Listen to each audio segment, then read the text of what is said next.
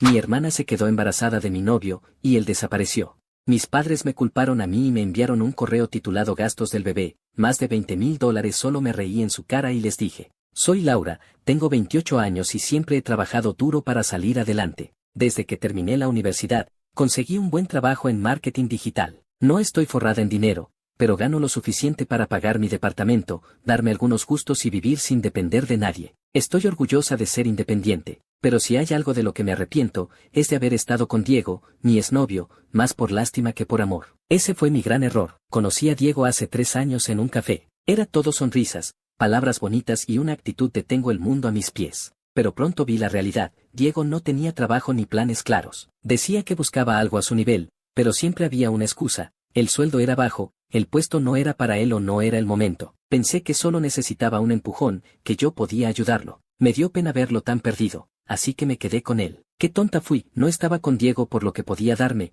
porque no daba nada. Yo pagaba todo, las salidas, las cuentas, hasta la ropa que usaba para sus entrevistas. Me quedaba con él porque creía que sin mí se derrumbaría. Pensaba que podía arreglarlo, que con tiempo encontraría su camino. A veces me hacía reír o me escuchaba, y eso me hacía pensar que valía la pena. Pero en el fondo, sabía que no era suficiente. Mi error fue dejar que la lástima me mantuviera a su lado. Mis padres veían a Diego como un premio gordo. Desde que lo presenté en casa, pensaron que venía de una familia rica. No sé por qué, tal vez porque hablaba con seguridad o usaba ropa decente, que yo compraba. Mi mamá estaba obsesionada. Laura, no dejes ir a ese hombre, me decía. Es un partidazo. Y por partidazo querían decir una cosa: un hijo. Un bebé con el que asegura todo, me dijo mi papá una vez, mientras comíamos. Me reí. ¿Un bebé? ¿Con qué, papá? Pero ellos insistían. No importa, su familia debe tener dinero. Los miraba como si estuvieran locos. ¿Un hijo con alguien que no aportaba? Jamás. Sabía que Diego no era lo que ellos pensaban, y me negaba a caer en esa idea. Mi hermana menor, Carla, de 24 años, era otro problema. Cada vez que Diego iba a casa, ella coqueteaba sin disimulo. Se reía de sus chistes tontos, le tocaba el brazo, le hacía ojitos. Yo lo veía, pero no le daba importancia. Es solo Carla, pensaba. Diego me decía que no le prestara atención, que solo quería molestarme. Y yo le creía. Pensé que su interés era por la misma idea de mis padres, que Diego tenía dinero. Qué equivocada estaba. Seguí con Diego, no por amor ni por un futuro juntos, sino por lástima. Creía que era mi responsabilidad ayudarlo. Qué error tan grande. Hace un mes, todo cambió. Mi empresa me envió a un viaje de negocios a otra ciudad. Iba a ser una semana de reuniones importantes. Les dije a mis padres y a Diego que estaría fuera 7 días. Diego no puso problemas. Tranquila, amor, concéntrate en tu trabajo, me dijo con esa sonrisa que ya no me convencía. Mis padres tampoco hicieron drama. Aprovecha, Laura, dijo mi mamá. Así que hice mi maleta, tomé un avión y me fui. El viaje fue un éxito. Cerramos un trato grande, y todo terminó 3 días antes de lo planeado. Decidí volver sin avisar,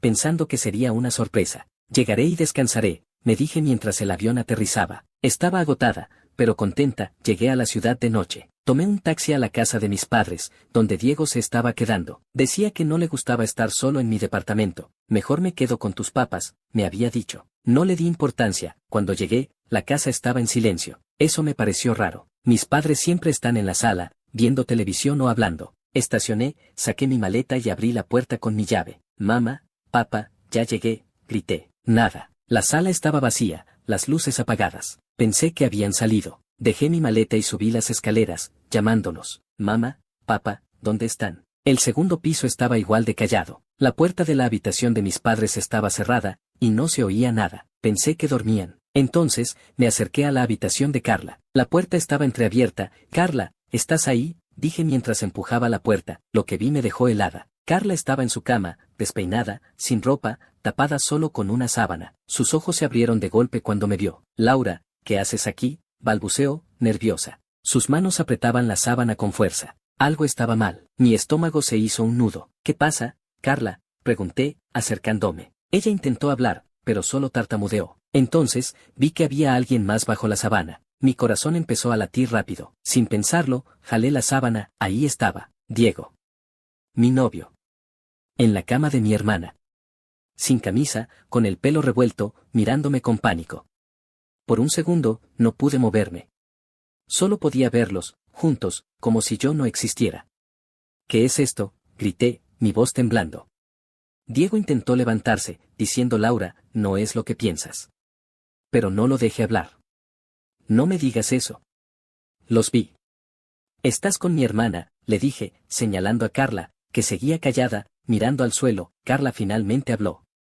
Laura, lo siento, empezó, pero la corté. Cállate. No quiero escucharte, grité. Mi cabeza era un caos. Todo lo que había soportado por Diego, por lástima, se derrumbaba. Qué tonta fui, mire a Diego. Fuera. Ahora, le dije, apuntando a la puerta. Él trató de tomar su ropa, pero no podía verlo. Te dije que te fueras.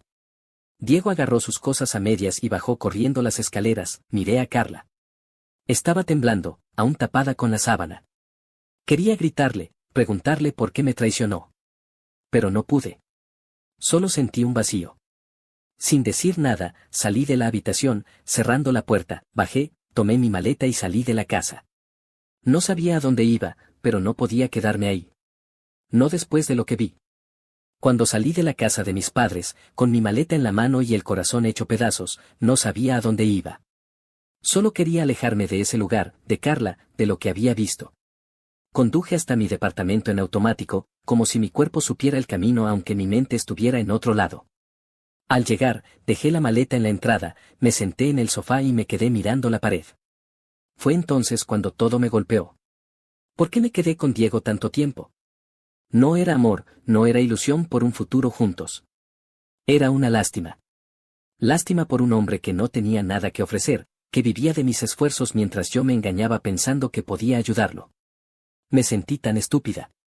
Le di 3 años de mi vida a alguien que no valía la pena, que nunca se esforzó por ser mejor, que me traicionó con mi propia hermana. Me arrepentí de cada momento que le di, de cada oportunidad que le ofrecí. Ese fue mi error, y ahora lo pagaba caro. 1 hora después, mi teléfono empezó a vibrar. Eran mensajes de Diego. Los leí con una mezcla de rabia y asco. Laura, por favor, perdóname. No sé qué pasó, fue un error. Te juro que no significa nada. Luego otro, me conseguí un trabajo, de verdad estoy cambiando. Dame otra oportunidad. Seguía con más promesas vacías, las mismas que había escuchado 1000 veces. Trabajo, claro. Siempre decía lo mismo cuando quería salirse con la suya. Solo pensé en lo perdedor que era. Un hombre que no podía mantenerse solo, que se metió con mi hermana y ahora quería arrastrarse de vuelta a mi vida. No respondí. Bloqueé su número y tiré el teléfono al sofá. No iba a caer en eso otra vez. Las siguientes 2 semanas fueron un silencio total. No hablé con mis padres ni con Carla. No quería saber nada de ellos. Me concentré en mi trabajo, en mis reuniones, en mis proyectos. Era lo único que me mantenía cuerda. Mi departamento se convirtió en mi refugio, el único lugar donde podía respirar sin sentir el peso de la traición. Pero sabía que no podía evitar a mi familia para siempre. Tarde o temprano, tendría que enfrentarlos. Un día, recibí un mensaje de mi mamá. Laura, necesitamos hablar. Es importante. Ven a casa mañana a las 6. No quería ir, pero algo me decía que no podía seguir ignorándolos. Tal vez era hora de poner las cosas en claro. Así que al día siguiente, después del trabajo, conduje a la casa de mis padres. Cuando llegué, la atmósfera era tensa. Mis padres estaban sentados en la mesa del comedor, con caras serias. Carla estaba ahí, con los ojos rojos, llorando en silencio. Me pidieron que me sentara. ¿Qué pasa?, pregunté, cruzando los brazos. No estaba de humor para dramas. Mi papá me miró con furia. ¿Por qué no nos dijiste la verdad, Laura?, dijo, su voz cortante. Me quedé confundida. ¿La verdad? ¿De qué hablas? Mi mamá, alterada, intervino. Que Diego era un fracasado. ¿Por qué no nos lo dijiste? Frunció el ceño. ¿Cuál es el problema con eso? Siempre supieron que no tenía trabajo. Se los dije 1000 veces. Mi papá golpeó la mesa. No nos dijiste que era un bueno para nada. Y ahora por tu culpa estamos en este desastre. Estaba perdida. ¿De qué están hablando?, pregunté, alzando la voz. Mi mamá, con los ojos llenos de lágrimas, soltó la bomba.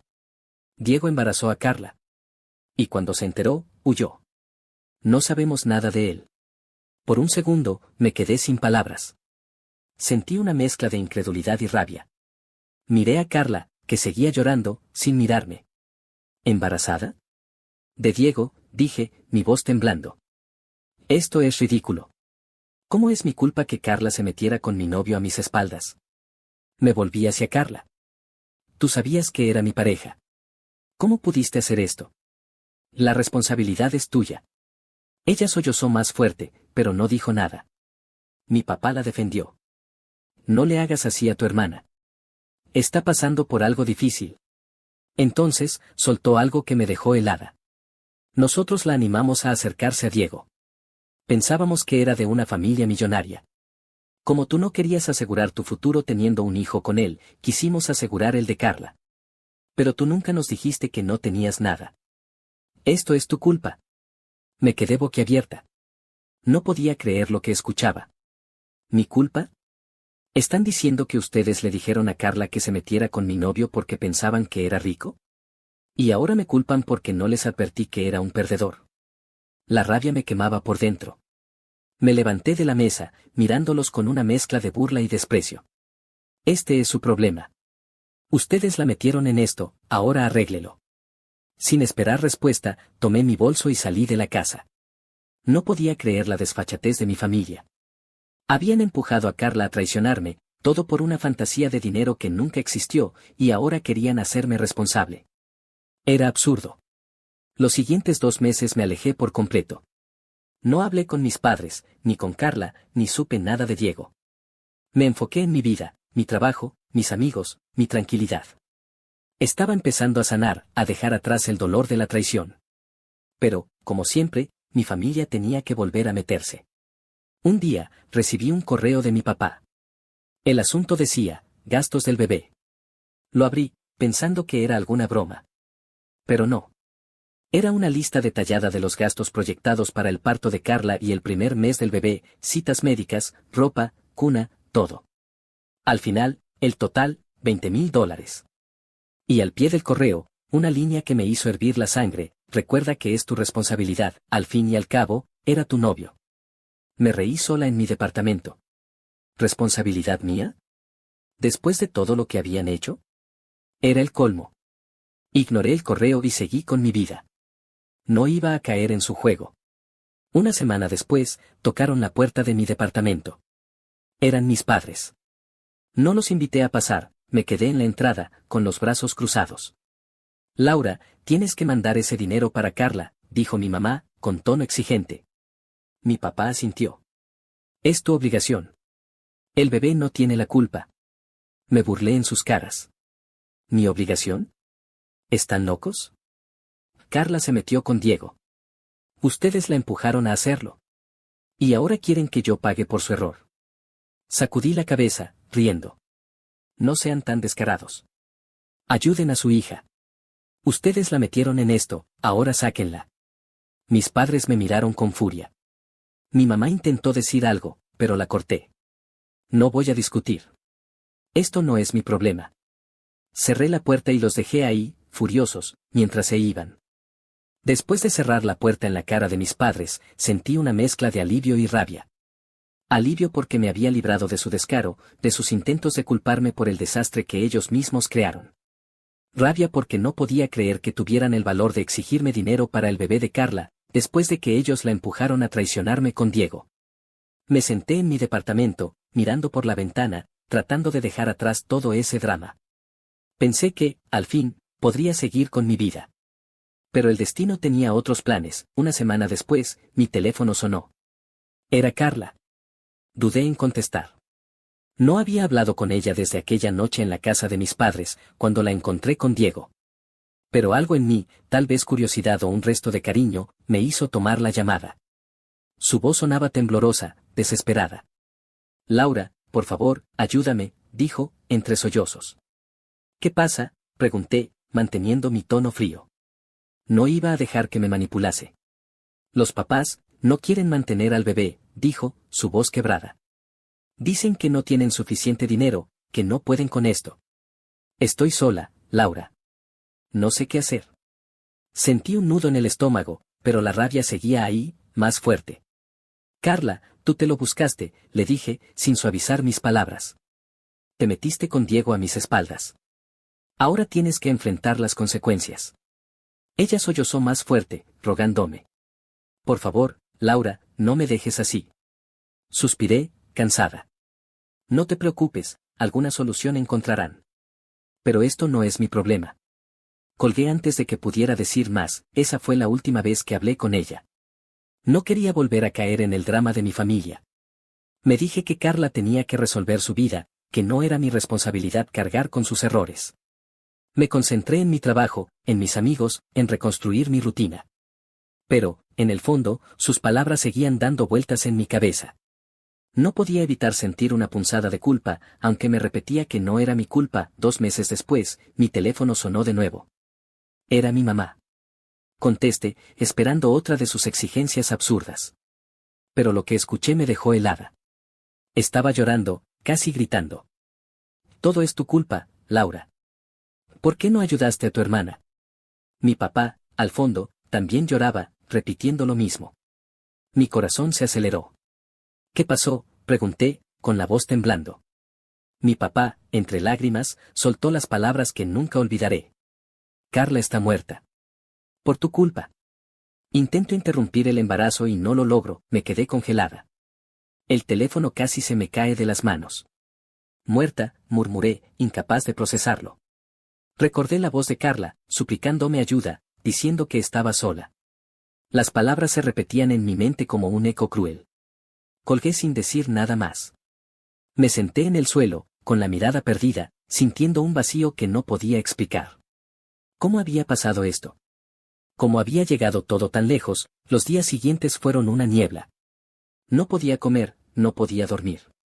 La imagen de Carla, su voz desesperada, me perseguía. Me preguntaba si, tal vez, había podido hacer algo.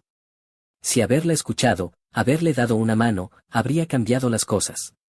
Pero luego recordaba su traición, la manera en que se metió con Diego, y la rabia volvía. Estaba atrapada entre la culpa y el enojo, sin saber cómo seguir. 3 días después, alguien tocó la puerta de mi departamento. Eran 2 policías. Señorita Laura, necesitamos hacerle unas preguntas, dijo uno de ellos, con tono serio. Me senté con ellos en la sala, confundida. Me preguntaron si había tenido contacto con Carla en los últimos días, si sabía algo de su situación. Luego, me preguntaron sobre la relación de Carla con mis padres. No tenía nada que ocultar, así que les conté todo. Les hablé de la traición de Carla con Diego, de cómo mis padres la habían empujado a hacerlo pensando que él era rico. Le conté sobre la llamada de Carla, suplicándome ayuda porque mis padres no querían mantener al bebé. Les mostré los mensajes que me había enviado, donde me pedía que no la dejara sola. Los policías tomaron notas, me agradecieron y se fueron. No me explicaron mucho, pero su visita me dejó con un mal presentimiento. No volví a hablar con mis padres. No quería enfrentarlos, no quería escuchar sus acusaciones. La muerte de Carla ya era demasiado pesada, y estar cerca de ellos solo lo haría peor. Pero 3 días después, recibí una llamada que cambió todo. Era mi mamá, desde una estación de policía. Laura, por favor, ven. Necesitamos tu ayuda, dijo, con la voz rota. No quería ir, pero algo me dijo que tenía que saber qué estaba pasando. Conduje hasta la estación, con el estómago en un nudo. Cuando llegué, vi a mis padres esposados, sentados en una sala de interrogatorios. Sus rostros estaban hinchados de tanto llorar. Un policía se acercó y me explicó la situación. Después de la autopsia de Carla y de revisar la casa de mis padres, encontraron pruebas de algo horrible. Mis padres, con ayuda de cloroformo, habían sedado a Carla mientras dormía y la llevaron a un médico clandestino para interrumpir su embarazo. El procedimiento salió mal, y Carla murió por complicaciones. El médico fue arrestado, pero mis padres eran los principales responsables. Me quedé en shock. Mis piernas temblaban, y sentí que el aire se me escapaba. ¿Qué hicieron?, murmuré, mirando a mis padres. Ellos no me miraron, solo bajaron la cabeza. La rabia explotó dentro de mí. Son unos asesinos, les grité, con lágrimas corriendo por mi cara. Carla les pidió ayuda y ustedes la mataron. No podía soportar estar ahí. Salí corriendo de la estación, ignorando los gritos de mi mamá pidiéndome que volviera. Llegué a mi departamento y me derrumbé. Lloré como nunca antes, abrazando mi teléfono, mirando los mensajes de Carla. Por favor, ayúdame, decía uno. No sé qué hacer, decía otro. cada palabra era un cuchillo en mi pecho. Ella me había pedido ayuda, había puesto sus últimas esperanzas en mí, y yo la dejé sola. No importaba que me hubiera traicionado, que hubiera roto mi confianza. Era mi hermana, y ahora estaba muerta. Me sentía atrapada en un torbellino de culpa, dolor y arrepentimiento. 2 semanas después, me enteré por las noticias de que mis padres habían sido condenados. 40 años de prisión para cada uno. El médico clandestino recibió 20 años. La justicia había llegado, pero no me sentía mejor. Nada podía devolverme a Carla, nada podía borrar el vacío que su muerte dejó en mi vida. Seguí adelante, o al menos lo intenté. Volví al trabajo, salí con amigos, traté de mantener mi rutina. Pero nada fue igual. Cada día, al despertar, sentía el peso de no haber ayudado a mi hermana cuando pude. Sus mensajes, su voz, su desesperación me perseguían. Y aunque sabía que no era la única culpable, que mis padres habían tomado la decisión más horrible, no podía evitar sentir que, tal vez, una pequeña acción mía habría cambiado todo. Deja un comentario qué tal te pareció la historia y no olvides dejar tu like y suscribirte.